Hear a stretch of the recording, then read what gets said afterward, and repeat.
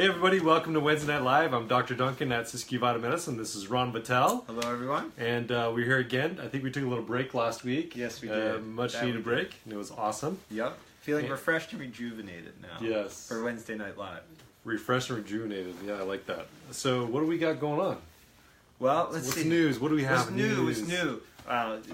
Okay, so a few things. We've launched a foundational class called the Dynamics of Wellness for all new patients as well as existing patients and the general public. So you can bring a friend or a family member to come and learn some dynamic wellness tips. Basically covering nutrition and lifestyle basics that are the foundation of your road to wellness. Your road to wellness, that's right. Preventing chronic degenerative disease. Which we're good at. Yes. We work on chronic degenerative diseases all the time.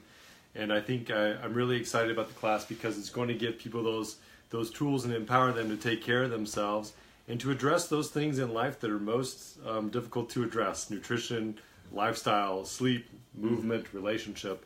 So I like the foundations of the Dynamics of Wellness class, and I'm excited to be offering that. Like Ron said, it's open to SVM members as well as the community at no charge. We would encourage everybody to come and just pick some information up. If you think you're an expert on wellness, well, come to the class and see if you can pick some extra information up to spread along to your friends, family, colleagues. And contribute. Exactly, and contribute. So the class happens the first Tuesday of every month from 6 to 7:30, and the third Thursday of every month from 10 in the morning to 11:30 in the morning. So there's two opportunities to catch the class every month.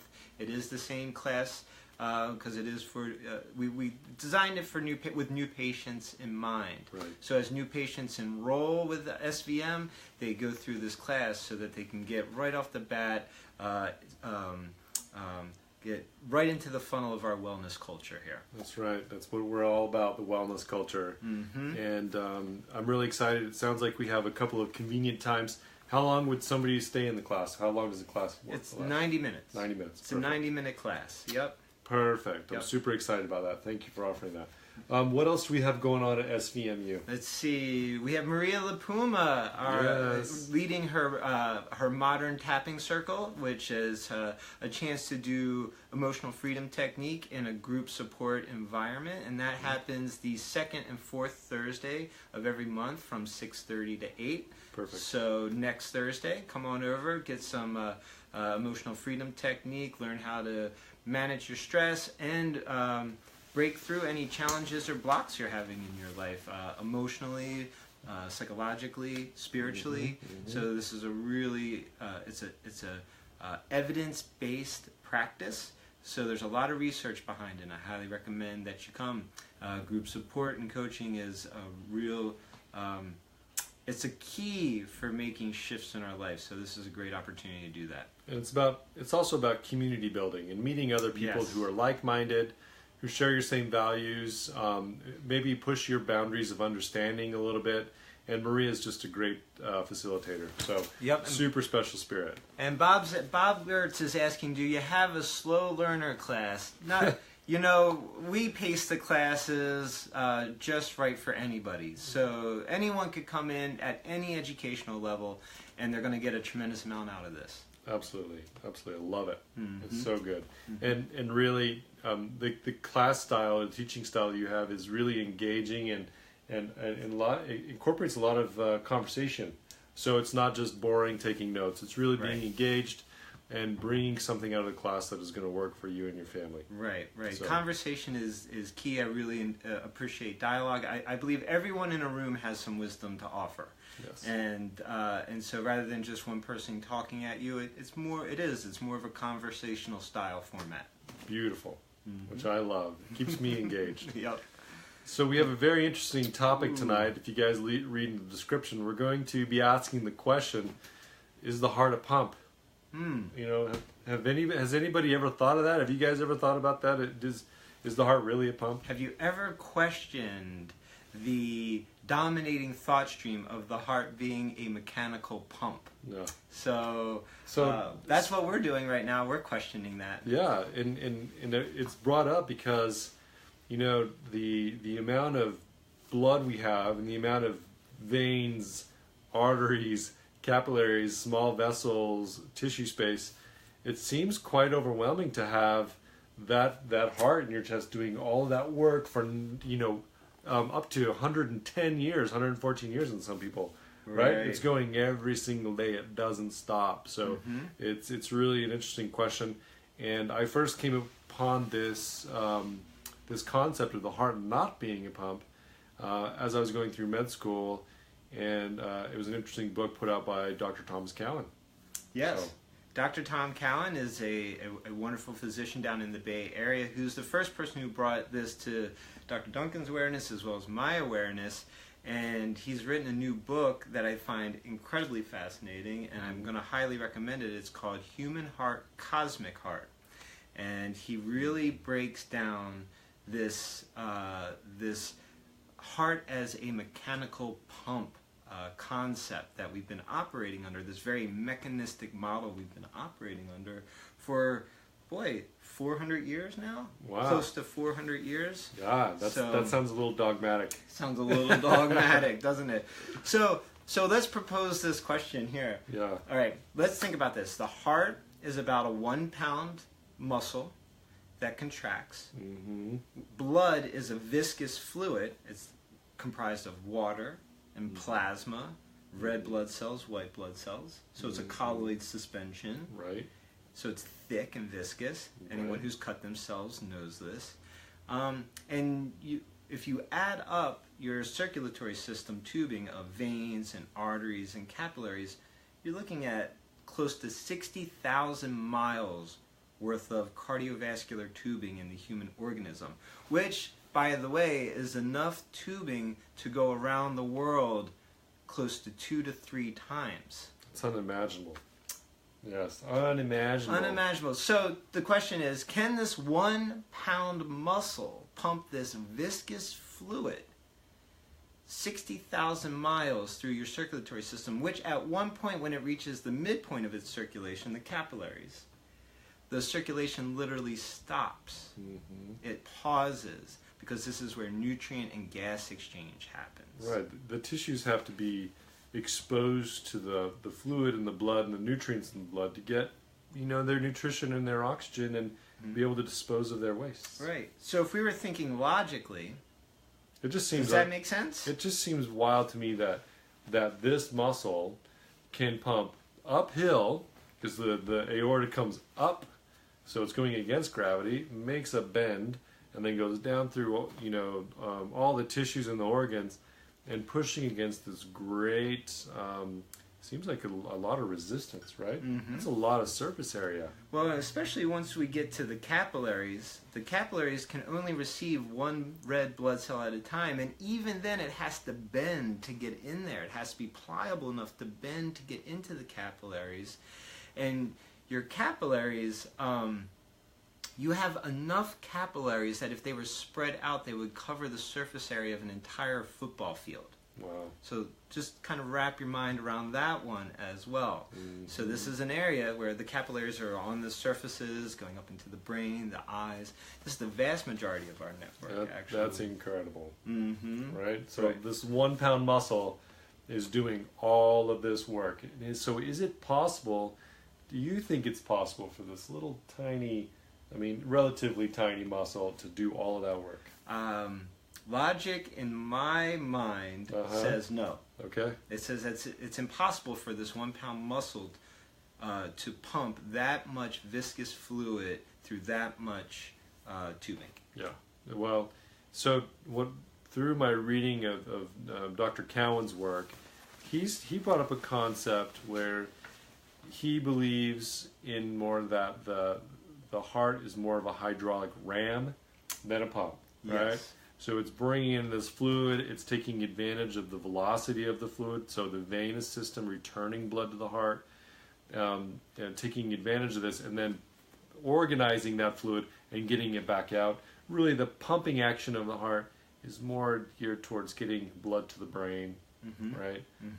But more of a hydraulic ram, which is, through physics, is a little bit different than a pump. Right, so with a hydraulic ram, what you're looking at is you're having a pump at the source of the blood, and the pressure of the fluid moving in, or the velocity, I should say, the velocity of the fluid moving into the heart creates this pressure, and you have valves. So the valve shuts and pressure builds up, and when the pressure builds up enough, a second valve opens and the blood moves. Right. So that's the hydraulic ram nature of the heart. Interesting. So just based upon my reading now and a little introspection and a little bit of extra reading, I think that maybe the heart is more of a sense organ than it really is a pump, right? So maybe it's a hydraulic ram and it organizes fluids, and it has something to do with vortexes, and I think you'll bring that up a little bit. But I think more, we feel things here, and I have a sense that my heart is more of a sense organ. Yes, and that's a really accurate way to describe it. I think all of our organs are sense organs. All of our organs are designed to perceive something. The pancreas perceives rises in blood sugar. So the liver perceives messages from the pancreas and the adrenals. So all organs are organs of perception of one nature or another. The heart is an organ of perception of what's going on in the blood, any kind of shifts that are taking place in the blood, and also perceiving emotions as well. And it responds appropriately, right? So if I get stressed or I get feeling anxious, my heart rate might come up. If I sense danger, my heart rate might come up. If I'm sitting, your heart rate typically tends to decrease or get down into a slower rhythm. But as soon as you stand up, it perceives that drop in pressure and speeds up, and that has a lot to do with some other receptors in the body. But it's always responding to our situation in life. Exactly. Right? Exactly. And we can work with it. We'll get to that. I think that's something to do with heart rate variability, right? Yes, exactly. Perfect. So if the heart's not a pump, the question is then how does the blood move through 60,000 miles worth of tubing? How does that happen? Right. And I think that even to add to that mystery a little bit, the blood starts flowing in the embryo before the heart's ever even developed. Isn't that fascinating? It does. It starts moving. It's circulating in a spiral vortex through the tubing before the heart has even fully formed. And what is it about the spiraling in the vortex forces? Can you sort of illuminate that thought for us a little bit further? Sure. And what is that really doing? Yes, right? Yes. Okay. Vortexes are interesting. So vortexes are centers of energetic production. Really, they're energy centers. Okay. But with the blood and the heart, here's what's fascinating. We have to take a look at what the blood is comprised of, and one of the things that the blood has in it is water. And one of the things that all of our arteries, veins, capillaries have is this hydrophilic proteins, water-loving proteins line the arteries and the veins and the capillaries. And that hydrophilic protein actually creates what's called an exclusion zone with the water. Now this gets a little technical, but when you create what's called an exclusion zone, you are now working with electric charges. You're working with positive and negative charges. And this allows, basically what it creates is a perpetual motion machine for the blood. And this is how trees work. Yes, perpetual motion. So here's the thing. There's something called the barometric limit. And so when you're looking at trees, they have a section within them called the xylem. They're called xylem channels that go up underneath the bark. This might harken back to your biology or earth science days. Yeah, 7th grade biology, right? Right. So the barometric limit states, and this is an actual scientific fact, that water cannot travel more than 33 feet up vertically before it cannot go any further and the whole thing collapses. But yet we know that there's trees significantly taller Redwoods. Then, right, we have trees that are several hundred feet, right? Yes. How do they pump water that high up? Well, the xylem channels have this, what they call exclusion zone, okay? And the water, it's a perpetual motion machine, so it just keeps going. It keeps flowing limitlessly. So maybe that's part of the answer. Exactly. Right? So yes. So what happens in the heart is that, so when you're looking at this exclusion zone, we're going to throw out another unique concept here. Science says that there's only 3 states to water, right? Liquid, solid, ice, and gas, steam. But what we're finding now is there's actually a 4th phase, and they're calling that structured water or the exclusion zone. And this is where water actually takes on a gel-like consistency, and it's a hexagonally shaped.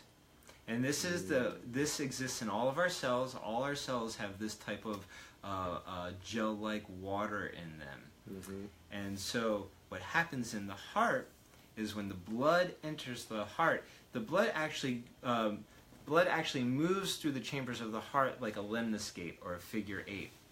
And actually, and when it comes down into the different chambers, it swirls like a vortex. If you look at it is. If you look at the structure of the heart, the apex of the heart is actually on the bottom.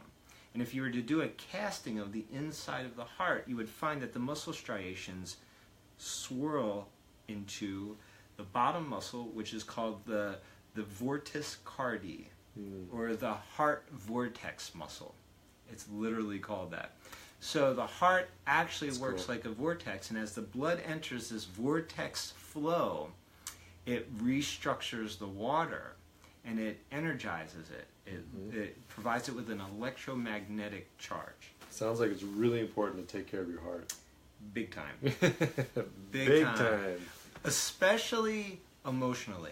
Emotionally, right. Especially emotionally. More than anything. And this is kind of where the heart rate variability comes in, right? Learning how to be with emotion. Yes. And to improve your sense perceptions around what's really happening, and if does something resonate with you or does it not resonate with you, or getting back into resonance with your own heart so it can respond appropriately to sleep, to standing up, to dealing with the stressful situation, to excitement or joy or love, right? All of these things. And it's actually affecting not just what we feel here, but it sounds like that vortex that's restructuring the water in our blood is probably affecting our cells and our tissues and the way we deliver oxygen and nutrients and detoxify our bodies. Exactly. And it's just it's like the blood. So the blood is a selfless servant to the body. That's one way to look at the blood. The blood picks up oxygen in the lungs and nutrients in the digestive capillaries, and selflessly delivers the oxygen and nutrients to all the cells in the tissue until it's exhausted and becomes venous blood, which is blue blood, which is unoxygenated blood. So, it gives of itself, and if anyone who's ever really given of themselves everything they had, you get exhausted afterwards, and you need a little tune-up, and that's what the heart does. As the blood flows into the heart, in through this vortex flow, it's flow and form. It's not about the meat. It's not about the muscular contractions with the heart. It's about the form and the flow. That, if you get anything, get that. Form and flow is what makes the heart so dynamic with the blood. So when the blood enters this vortex, it's literally re-energized. It's just brought back to life, to be sent on its way to give of itself selflessly again. Wow. It's beautiful. It's absolutely incredible. And we hear about the heart in so many different ways, not only in science, but we hear about it in literature and in film, right? And we talk about the heart in such a way like it's really a heartfelt feeling, or love someone with all my heart. Right. They're warm-hearted. And when you hear truth, you feel it in your heart. Exactly. Right? You perceive you perceive that truth 5 seconds before your brain ever perceives that. Mm-hmm. And it's interesting that this heart, this little organ right here is perceiving all of that and restoring our blood. Exactly. And the amazing thing about those, like the love that you're talking about, we can't quantify that. We can't measure it. Yeah. We can't measure the amount of love in somebody's heart, or how warm, like the warmth of a person's being is. Yeah. But these are all facts. These are all, it's true that, you experience love in your heart. Mm-hmm. So the heart is a special organ. To lock it into this mechanistic concept or image as a pump robs it of its true special nature. Right.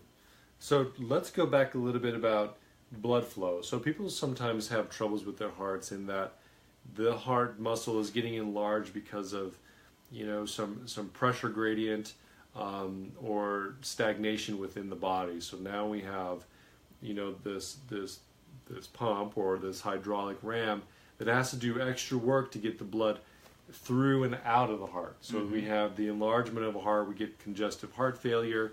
Some people get swelling in their legs or they have poor circulation.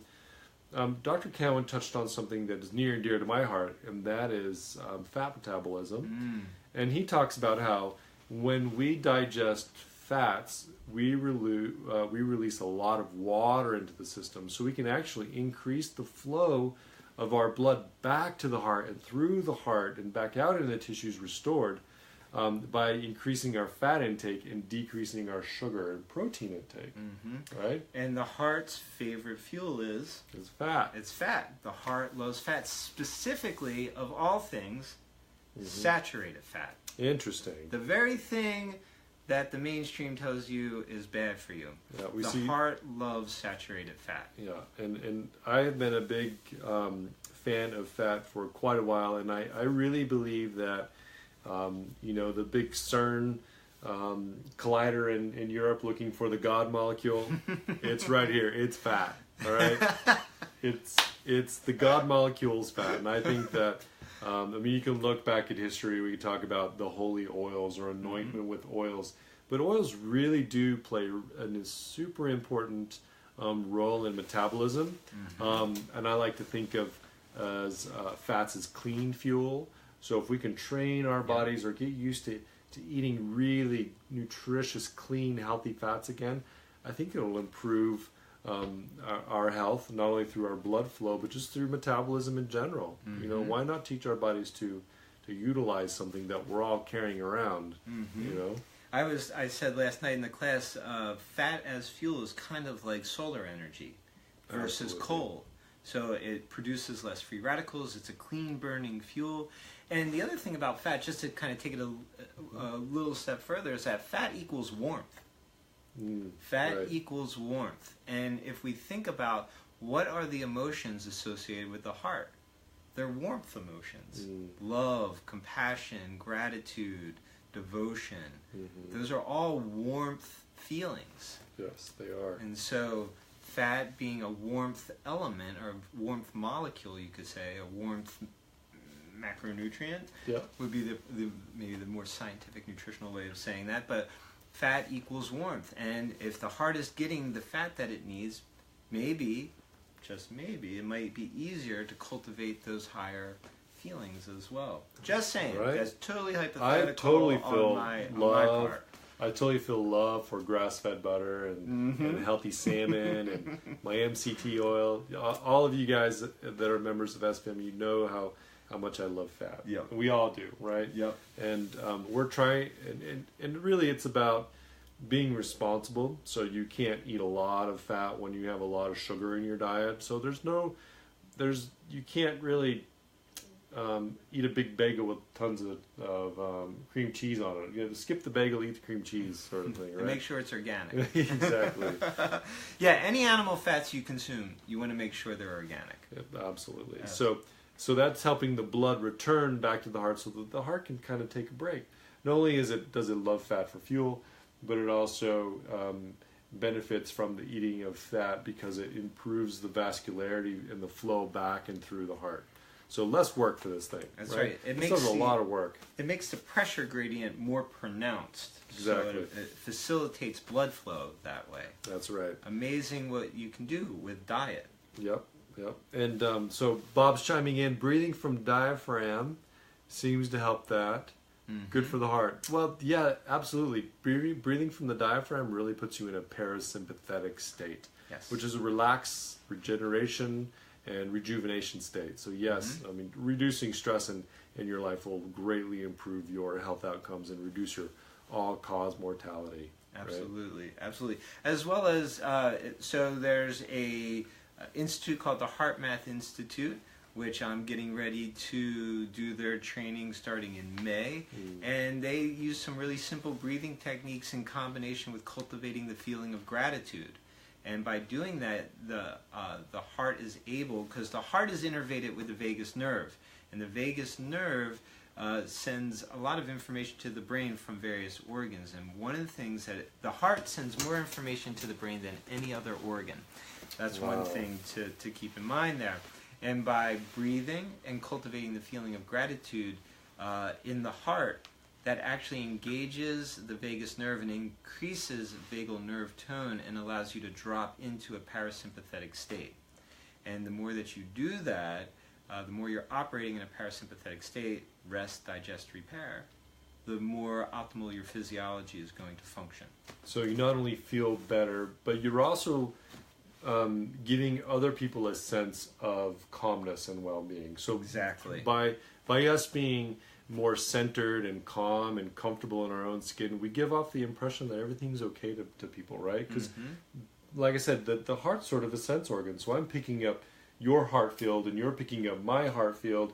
And so if we're all resonating on this different level, on this parasympathetic level, coming from a place of warmth and gratitude and understanding, then it's sort of contagious. It seems like it's going to spread and elevate all of us. Well, it's interesting you say that, because what HeartMath has discovered is that everyone's heart has an electromagnetic field, and it looks like what's called a toroidal field, and that's shaped like a donut, and the energy moves in through the center of the donut and then comes out the outside, so kind of like that. But our heart field, our electromagnetic field from the heart can reach out 8 to 15 feet. Wow. So if you're in a room with people, your heart fields are literally interacting. And the stronger you are in your parasympathetic nervous system and centered in your heart, the stronger your heart field is. And everybody will match that, or they'll raise up to the strongest heart in the room, sometimes known as the healer's heart. Yeah. And I think that we can all sort of share in the experience that you can walk into a room and know that something's either right or wrong. Right. Just because, maybe it's because of the heart field that's going on. People are in a stressed state, or they're not coming from a heart space, and you can really sense that. And it's fascinating that the heart is so accurate in sensing those things. Absolutely. Right? And the more that we work with it, the more fine-tuned it becomes. More fine-tuned. And it becomes a greater organ of perception. All right, so Misty was asking which is better, MCT oil or coconut oil? Well, it kind of depends on what you want to do. So coconut oil is great for recipes, for cooking. If you're looking for a therapeutic dose of ketones, then I would say that the MCT oil is much better. So if I'm looking for lots of energy and something on a more therapeutic level, then I'm going to go with MCT oil versus the coconut oil. But coconut oil has a flavor to it. MCT oil tends to not have a flavor to it. So it depends what you want to use it for. Cooking, I would say coconut. For feeding your body, ketone bodies, then I would say MCT. And MCT is really great for feeding the mitochondria.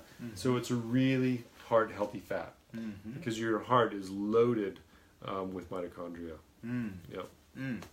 All right, so we're at time. It's 6 o'clock. It's 6 o'clock. Can you believe that? That's amazing. That was like the quickest half hour, I think. You guys, if you have any questions about any health topic, please post here on our Facebook page or email us at admin@siskiyvitamedicine.com. We would love to discuss any topic you guys want to discuss. This started out because Ron and I and the other practitioners in the practice have these really interesting conversations around lunch. And we thought, well, let's share them with you, and maybe we could pass along some valuable information, as well as have a good time. So I appreciate you guys for tuning in and supporting Siskiyou Vital Medicine. Thank you so much, everybody. All right, bye. Bye now.